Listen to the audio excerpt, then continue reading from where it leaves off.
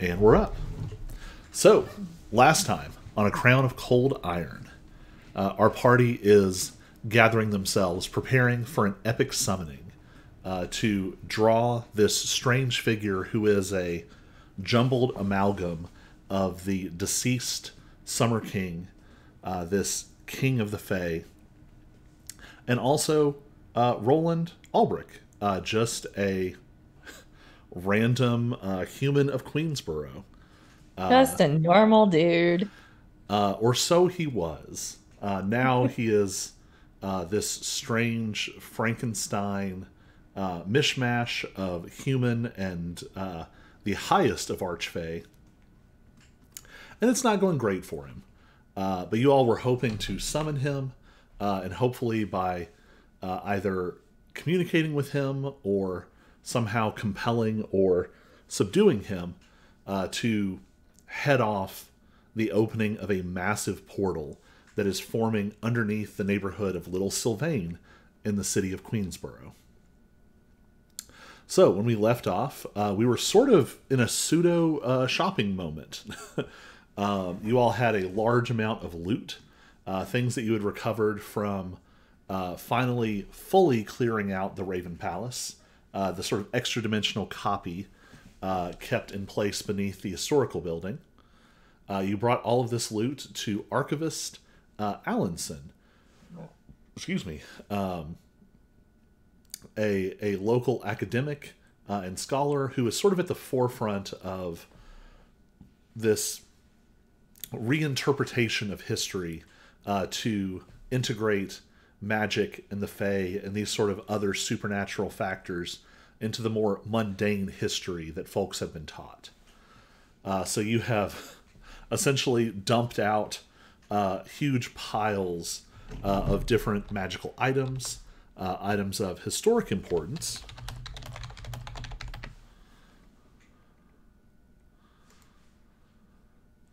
And I don't think we're going to worry about like a hard value on this for the moment, just because you all aren't really working with petty change anymore. Right. So that being I want it down to the last copper. Yeah, seriously. You've come a long way from broke living in a random tiny apartment, although you're still pseudo living there. Now I'm rich living in a tiny apartment. Yes. That means it's your choice. Yeah.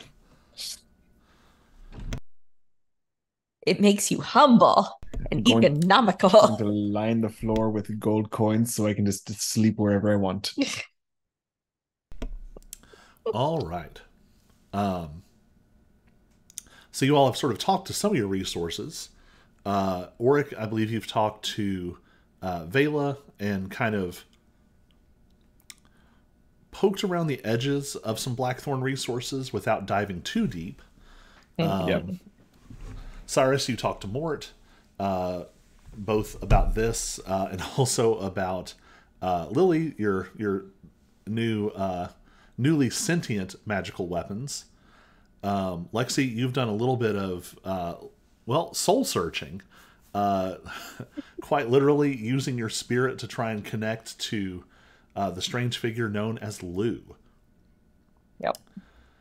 So, we will sort of hand wave, wrapping up Allenson. What are you all wanting to take away from that? Money. Yeah. Well, the big thing with that was, We need to pay Gimbal. yeah, we need to pay Gimbal to, We need like 50K. yeah. And we were doing that so that we could find a good place to do the ritual, right? Yeah. Yeah. How many bags of gold is that? I mean, no, we were getting the money for Gimbal to open Lambton's back. Right. Oh, thank you. My brain just went. Yeah. It's been a while. And you have some options on the table. You all have talked about involving maybe some of the more neutral religious groups, trying to find a more neutral site. You know that the Blackthorns would have some options. though how much you want to involve them is up to you. There's also in like a public park, there was some kind of strange incident that left a lot of fey energy. Little Sylvain would be very amenable as a place to summon him. Some of the battlefields outside of town might still have lingering magic. Yeah. But do y'all want to go ahead and get the bag open? Let's get the bag open, and as we are thinking about locations. All right. So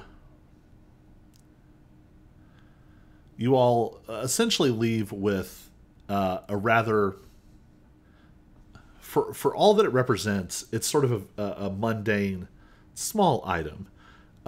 It's essentially a sort of not a cashier's check, something like that.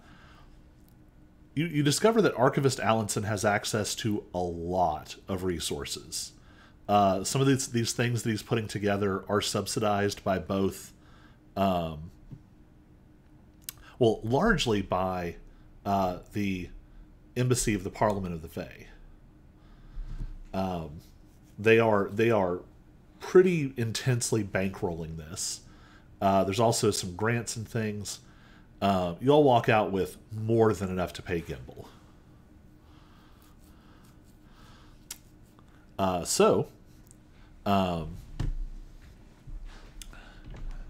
feel like Gimbal is not maybe at the bags of gold sort of archaic Fey approach, but I don't see him necessarily being a wire transfer person either. I think in this case it is like briefcases full of money.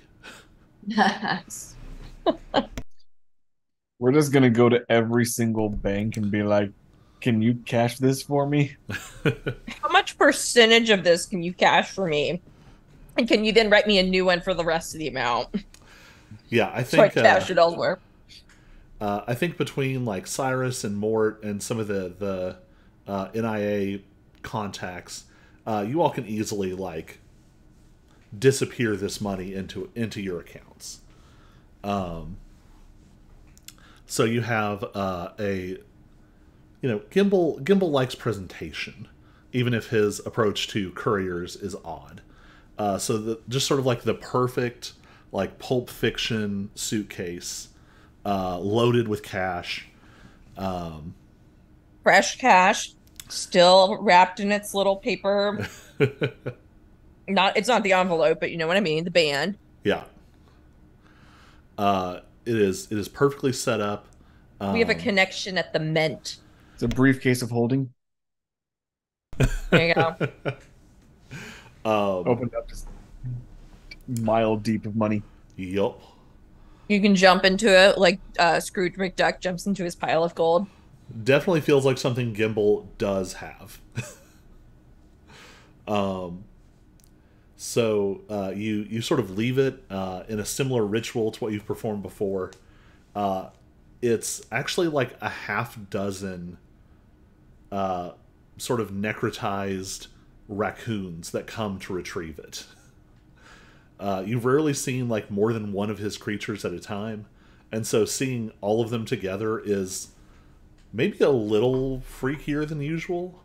Look, it's just security. Well, and it is a good reminder that Gimbal, the contact you make with Gimbal costs Gimbal almost no energy to do. The idea of what he could bring to bear if he was like irritated with something or interested in something. If he was interested in doing something about it. There's probably a file Cyrus has somewhere of like local gangsters who disappeared in very horrific ways when Gimbal came to town. They probably deserved it. Oh yeah, not nice people. But also the kind of deaths where you go, no one could deserve this. Trampled by thousands of necromorphed raccoons. Yeah. There's one file that has like a whole page of content warnings, and it's like basically 5,000 undead squirrels descended on this like crime boss while he was walking through a park in the middle Yeah. of the day, and it was the most horrifying thing anyone had ever seen, and there was no way to trace it to anyone. They were like, we know this was a hit. It has to have been a hit. We have no explanation for how this happened. Because Gimble's been here for years now.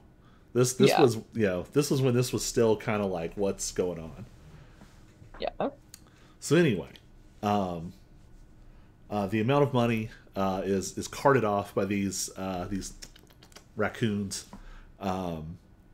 It'd be a little funnier if raccoons were known for wearing suits, kind of like how penguins are, instead of being known for their stripes and their criminal looks. These raccoons are wearing suits. They are wearing suits.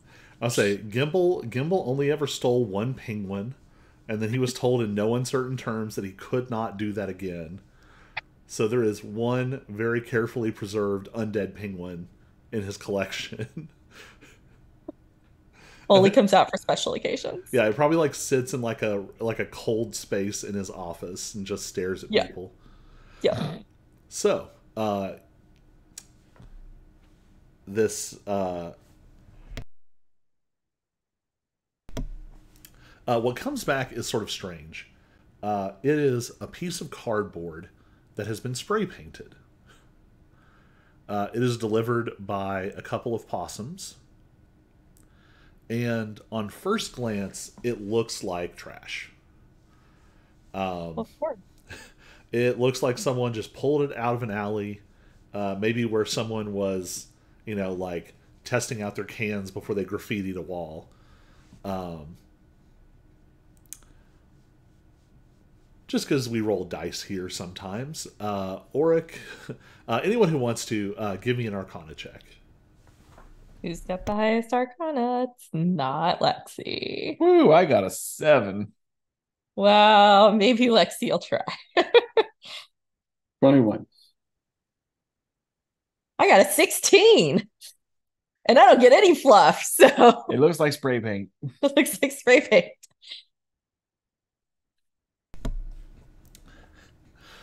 So, Auric has a briefcase of holding, right?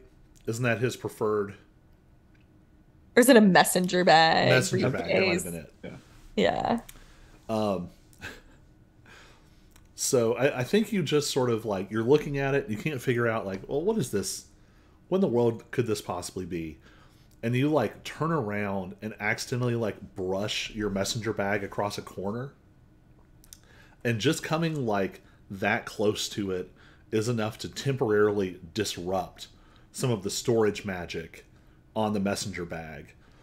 And like 30 items just spray instantly out of the bag, as like a tiny corner of the enchantment is briefly disrupted. It's your ball bearings.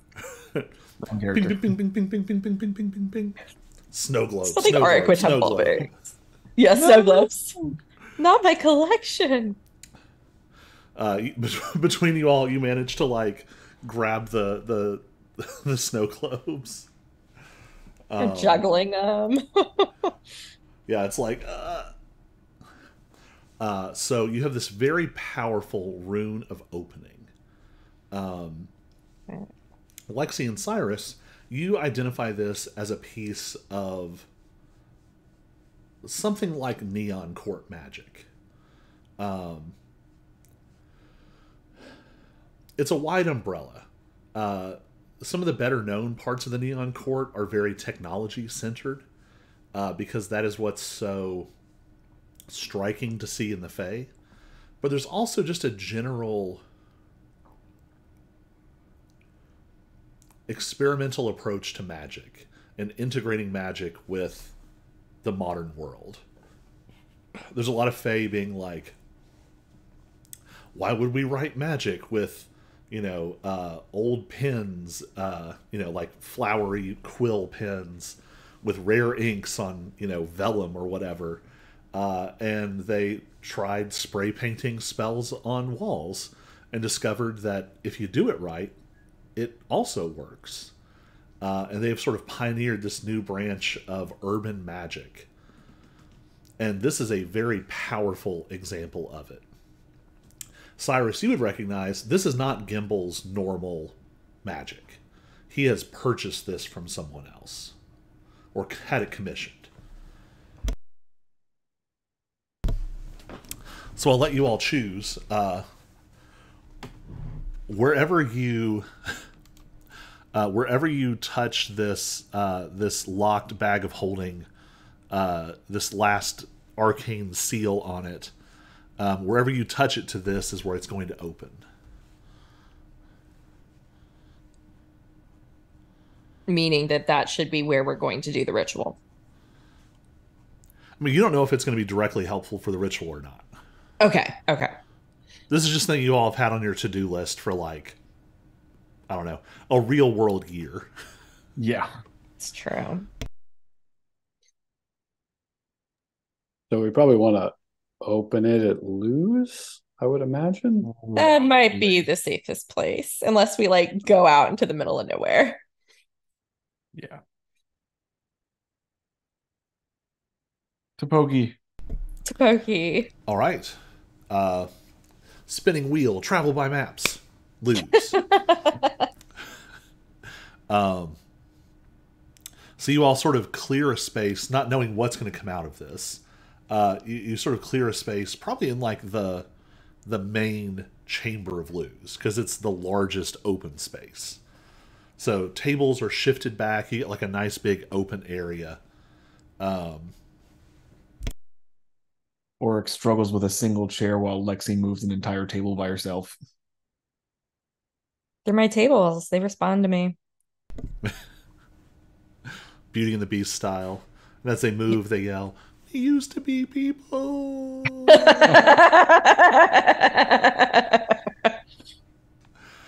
So you clear the space, you set it down.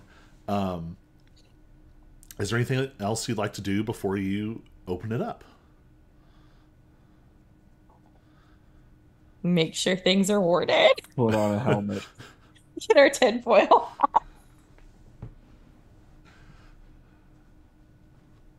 Do I have any sort of magic item I want to attune to just to be safe?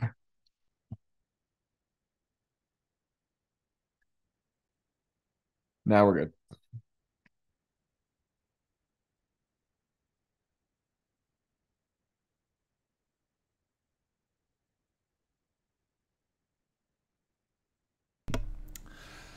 All right.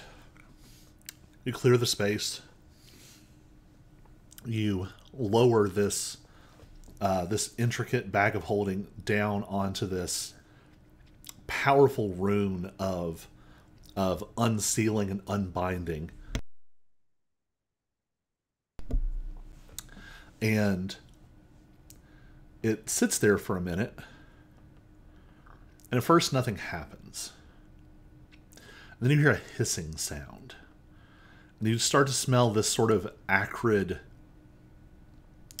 bitter, acidic scent as the spray paint starts to like burn and dissipate into the air. And it leaves like charred patterns on the cardboard. And as it finally sizzles in the last part of it up into the air, it smells awful. But the bag sort of glows, and the last sort of knot that was holding part of it closed comes undone. The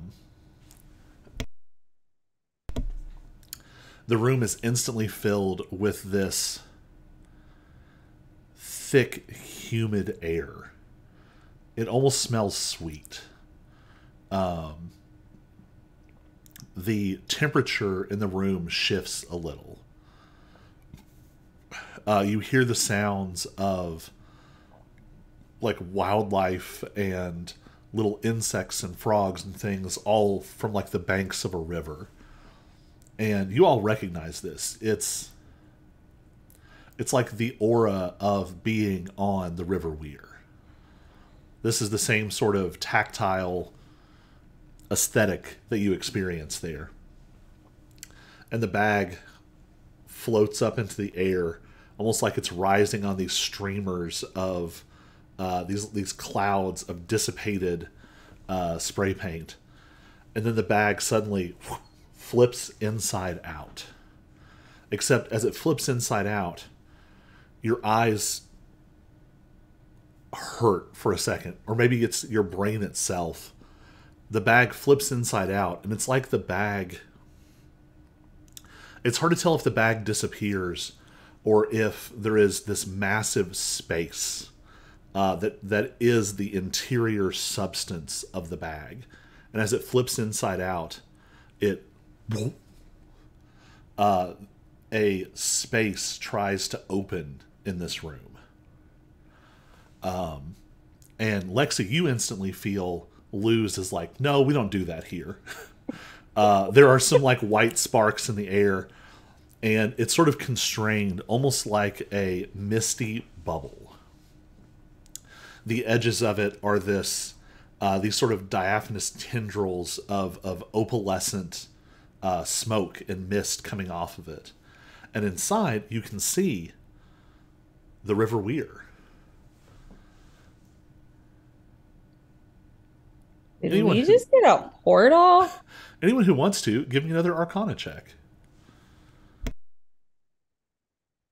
Come on, better than a 2. Oh, damn it. That was a 19. I rolled over to a 1.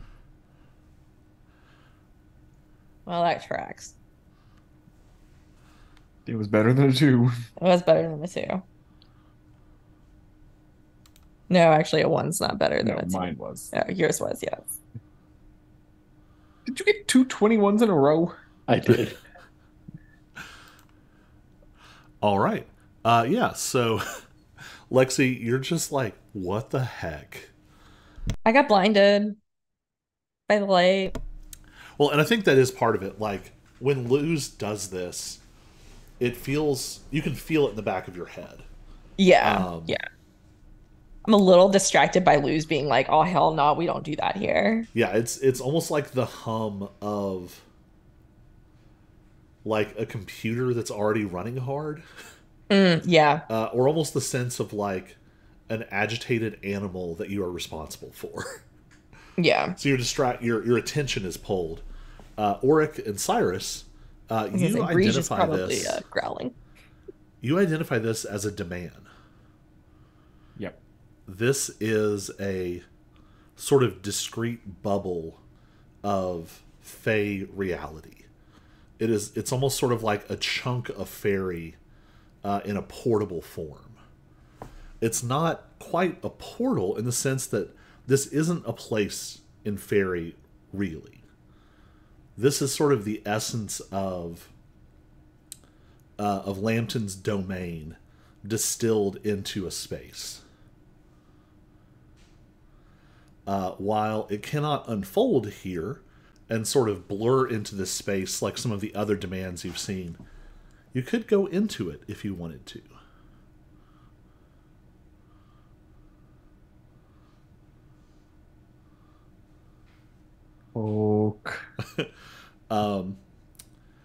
As soon as you sort of will to enter and you touch it, you all see Auric sort of is slurped into this space. God damn it, Auric. And Auric, you find yourself in a clearing along the edge of an impossibly wide, beautiful, deep river. It has the sort of unearthly coloration and strange sensations that let you know that this is akin to fairy. You feel the demand. This is a massive demand. It dwarfs anything you've seen before. The one that unfolded in the Kent building, that was of like a CR3 dryad or something. This is the demand of a dragon lord of the Fae. You don't know how far this goes.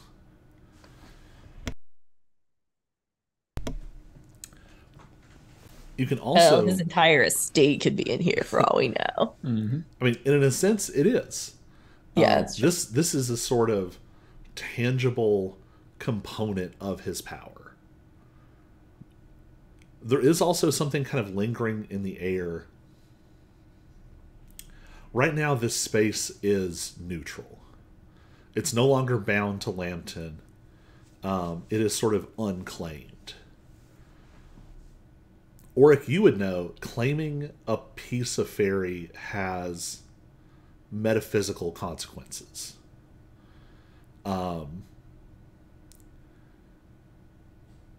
To do something like that is to make yourself the lord of a place. You are sort of politically inserted into the hierarchy of the Fae, and there's even some feedback, like when you do this, you are not left unchanged.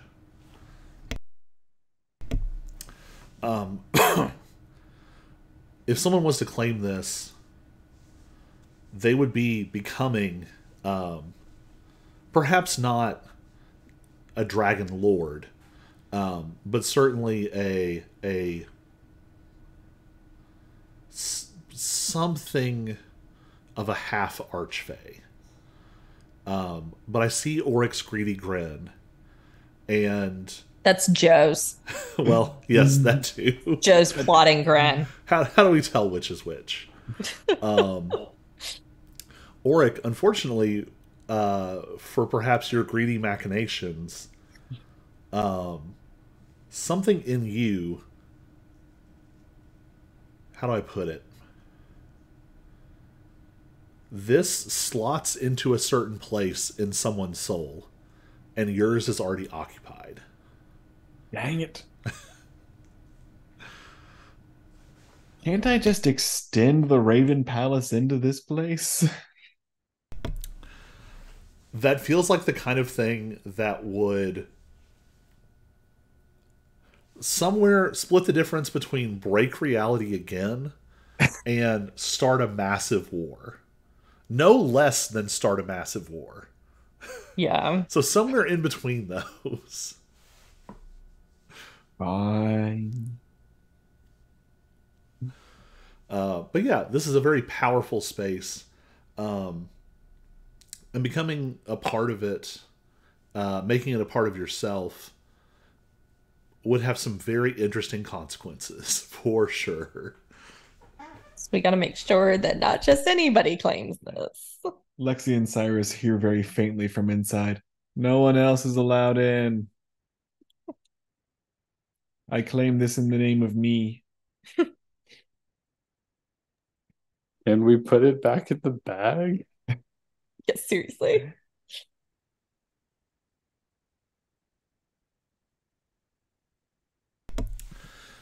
Yeah, as soon as Auric comes out, Fine.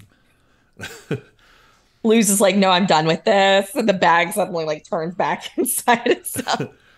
well, and now you know, like, if you were to connect with it, you wouldn't even need the intermediary of the bag. Right. Auric, give me an insight check with advantage.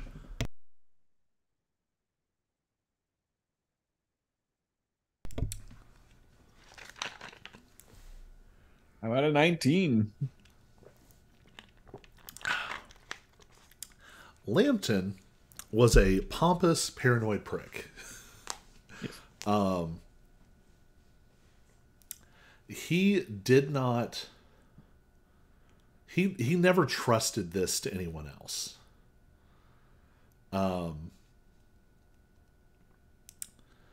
This was sealed away where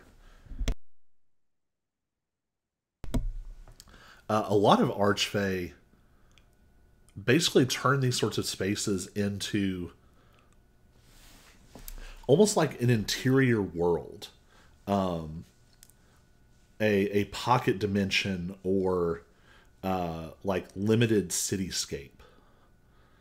But Lambton couldn't trust anyone enough for that. So he hid this and locked it away under the most powerful lock that he could find.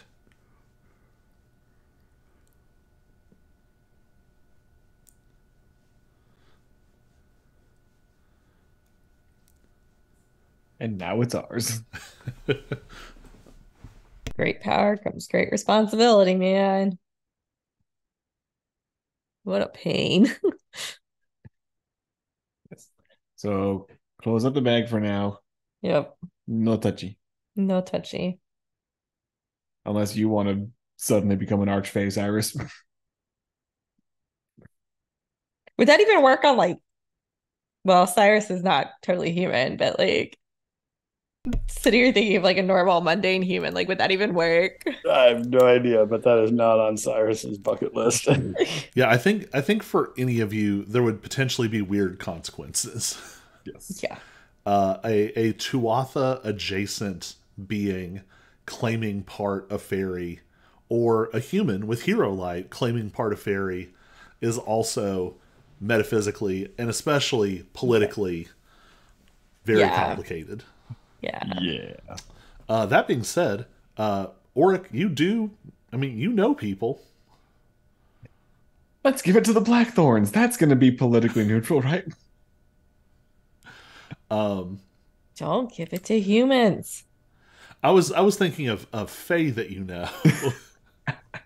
And there would be some interesting options. Some of the folks in Tref Drake. Jordmer would be a very interesting Dragon Lord of the Fae. Yes. Or Stultus. Who I was thinking. Who is Jordmer? The brood mother of my Oh yeah. Yeah. Okay. Yeah, that's what I was thinking of because I What remember about my that what about my baby Dragonborn? too young. The hero like Too young. Dragonborn. Oh, too young. Always give it to B. That would go over real well. Oh my god. That No, would I be don't- the most insane thing. I don't even know. I'd have to think real hard about what would happen if you did that. Would this be a solution to grandmother's problem? What's grandmother's problem? I was about to say, which part of her problem? It's so long. I don't remember anymore. The younger witches, like younger Yeah. hags, like freaking out. Yeah. Yeah, I mean that would make them a powerful faction, and honestly, you could push grandmother up past, or at least perhaps equal to Habundia, the sort of queen of the hags, which would also have some real interesting consequences. You could start like a hag civil war. Oh dear God. Oh Lord.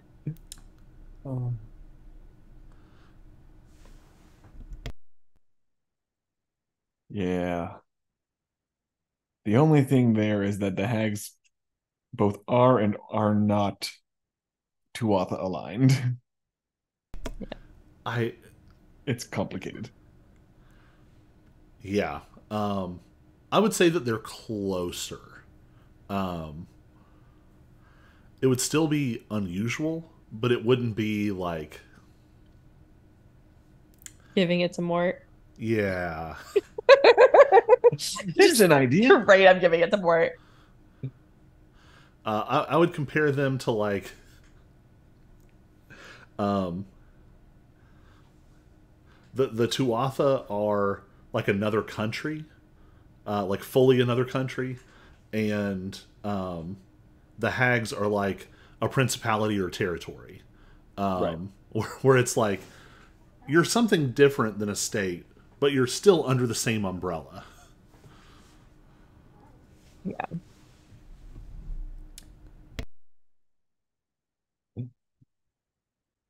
I mean, the honest answer is if we didn't want to just hold on to this for ourselves, then my opinion would be Jordmer. Yeah.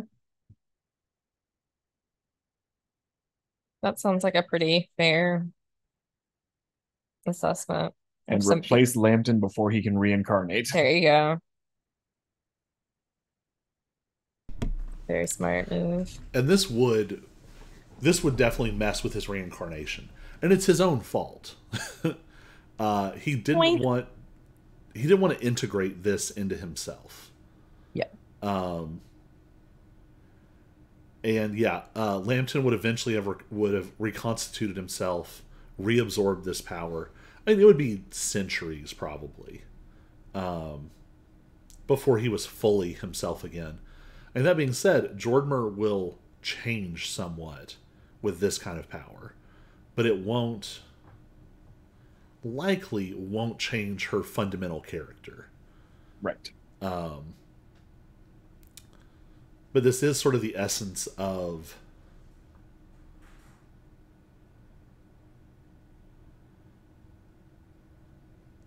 Lambton's domain had a lot to do with charm, illusion,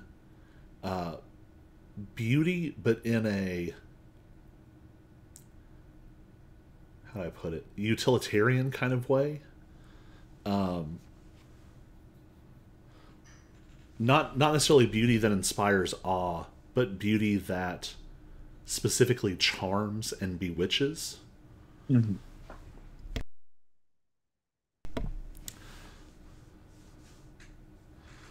All right. So you all now have yet another political nuclear briefcase to carry around. Yes. No worries. What else would you all like to do? No, that'd be a terrible idea. Once this is attached to somebody, would it be a good location for summoning?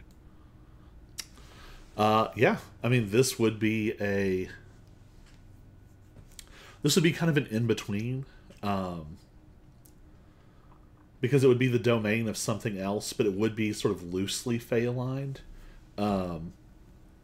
But a demand would have a very powerful connection with its owner, with the one that it's bound to. And they would have a lot of sway over what happens there. So yeah. Which is why it needs to be connected to somebody first, because otherwise he would take it. Well, actually, you would have the same thing. He would have the same thing that you experienced. Oh, okay. He already has a bigger title than this.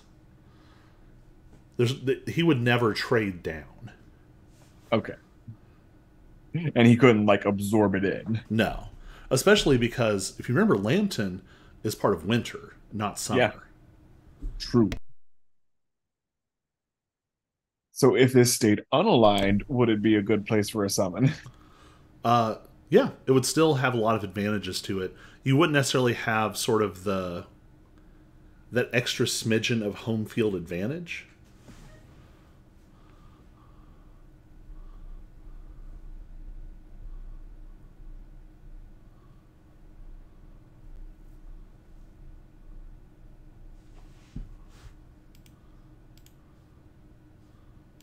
Layers upon thoughts upon layers. Yeah.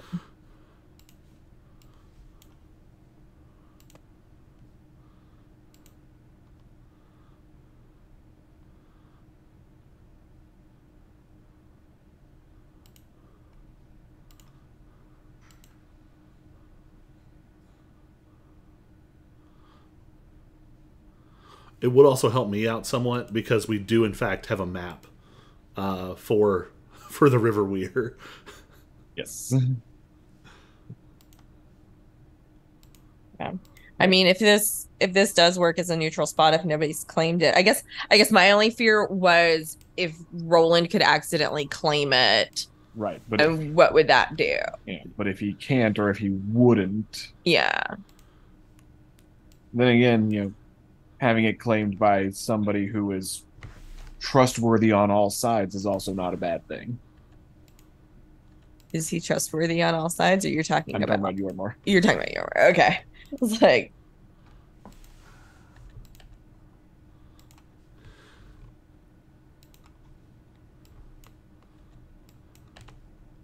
Okay. So got that open. Yep. What now?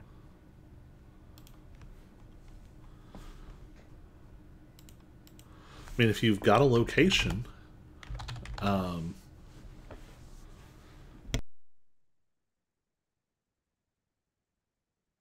you've got a lot of the other sort of tools that you need.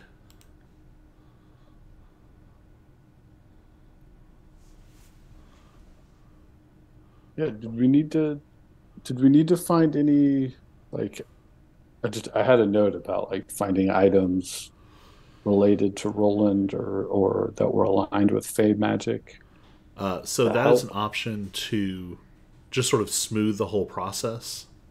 Right.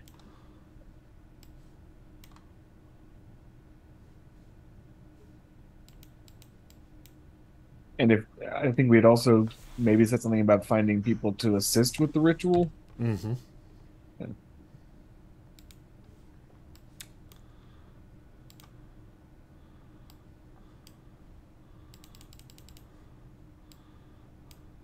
So I guess maybe items first. I'm not really sure where to start with that, but So some of that you can just solve with money. okay.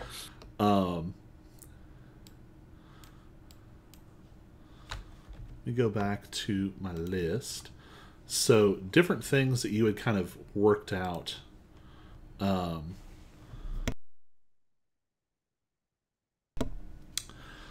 So you got to make 3 Arcana checks.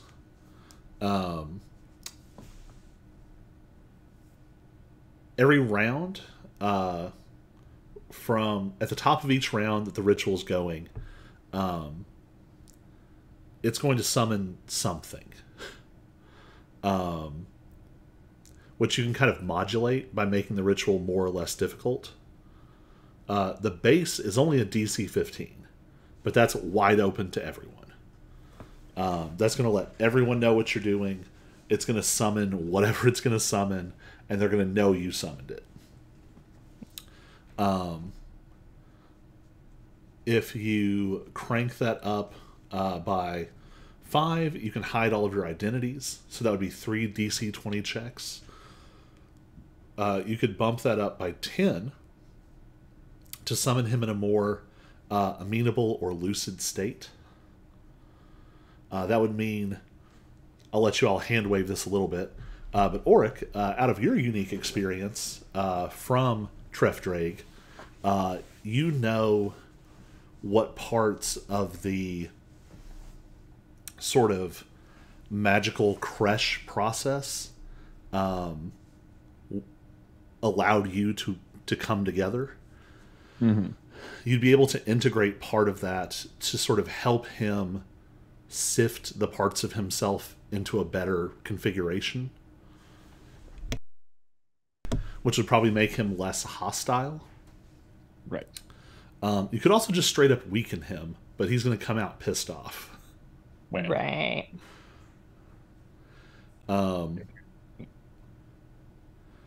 And I'm just going to give like big arbitrary units of money. I'm going to say that you ended up with 100,000 out of your this huge number of items and relics that you dropped off. That's also trading in a lot of. You all scooped up a ton of ancient currency at one point.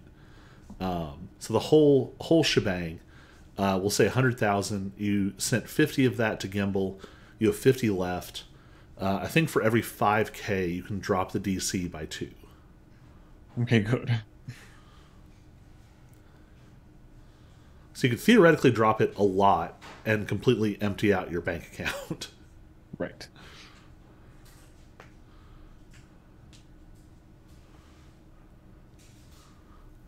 Okay.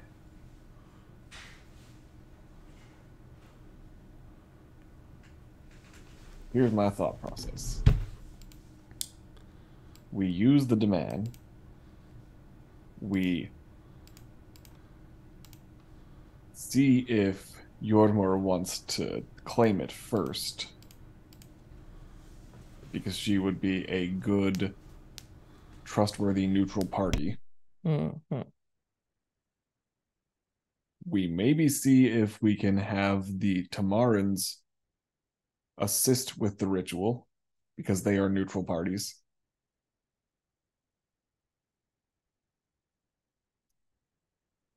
And we spend a lot of money. Yeah.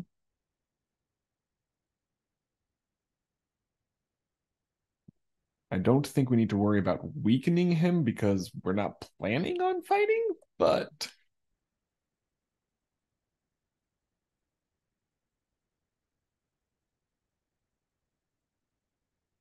definitely want to try to help him come together in a more friendly state. I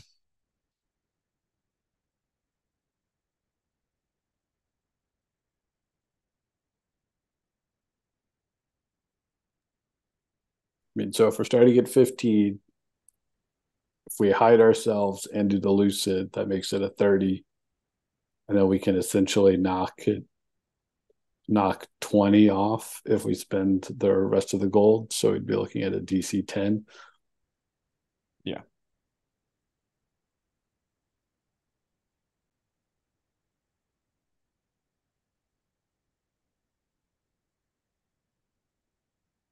Yeah, that sounds right.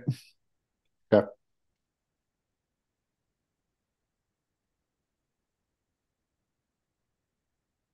And if we have assistance in the ritual, then whoever is actually making the checks will do it with advantage.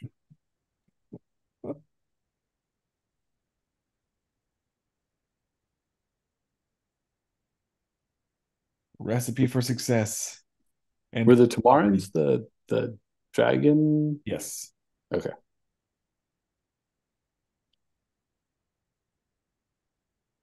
I just want to bring them along to meet my people. It's fair.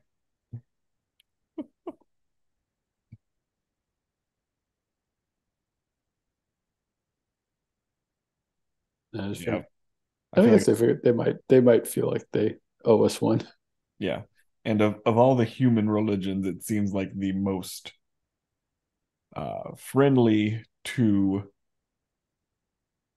uh, Fey diplomacy.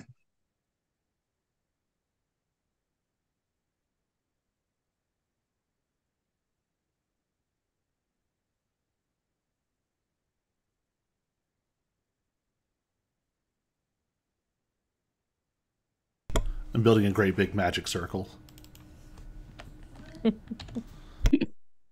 I was wondering what all the facial journey was.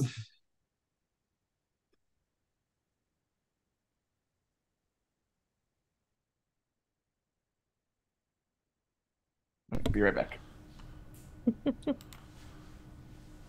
Yeah, we know, baby.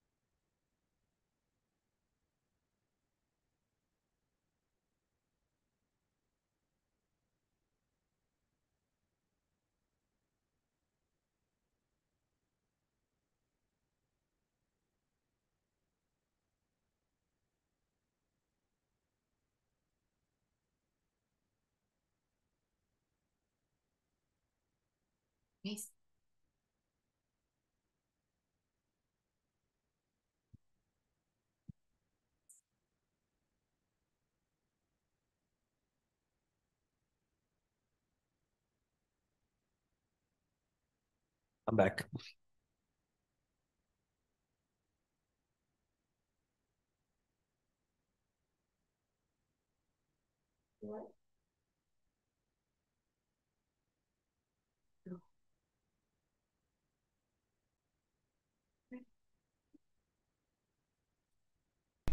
Okay, so Beery and the Tamarins Did you decide you did or did not want to go ahead and offer this to Jordanmer? What do you think? Fine by me. All right, perfect. We are of one accord.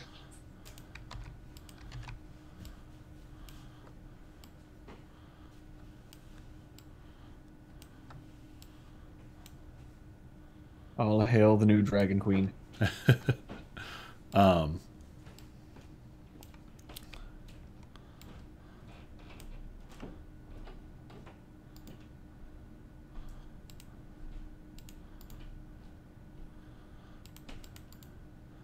Just getting some